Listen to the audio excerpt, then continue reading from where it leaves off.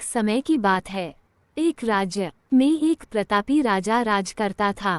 एक दिन उसके दरबार में एक विदेशी आगंतुक आया और उसने राजा को एक सुंदर पत्थर उपहार स्वरूप प्रदान किया। राजा वह पत्थर देख बहुत प्रसन्न हुआ। उसने उस पत्थर से भगवान शंकर जी की प्रतिमा का निर्माण कर उसे राज्य के मंदिर में स्थापित करने का निर्णय लिया और प्रतिमा निर्माण का कार्य राज्य के महामंत्री को सौंप दिया। महामंत्री गांव के सर्वश्रेष्ठ मूर्तिकार के पास गया और उसे वह पत्थर देते हुए बोला, इस पत्थर से भगवान शंकर जी की प्रतिमा बनाओ जो मंदिर में स्थापित करना है।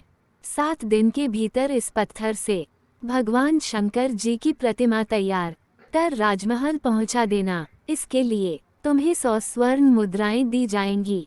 100 स्वर्ण मुद्राओं की बात सुनकर मूर्तिकार खुश हो गया और महामंत्री के जाने के उपरांत प्रतिमा का निर्माण कार्य प्रारंभ करने के उद्देश्य से अपने औजार निकाल लिए। अपने औजारों में से उसने एक हथौड़ा लिया और पत्थर तोड़ने के लिए उस पर हथौड़े से वार करने लगा, किंतु पत्थर जस का तस रहा। मूर्तिकार ने हथौड़े के कई वार पत्थर पर किए, किंतु पत्थर नहीं टूटा। 50 बार प्रयास करने के उपरांत मूर्तिकार ने पत्थर को तोड़ नहीं पाया और अंतिम बार प्रयास करने के उद्देश्य से हथौड़ा उठाया तो उसके मन हताश हो गया। हथौड़ा जमीन पर रख दिया। वह हार मान लिया और वह पत्थर लेकर वापस महामंत्री के पास गया और उसे यह कह वापस कर आया कि इस पत्थर को तोड़ना नामुमकिन है, इसलिए इससे भगवान शंकर जी की प्रतिमा नहीं बन सकती।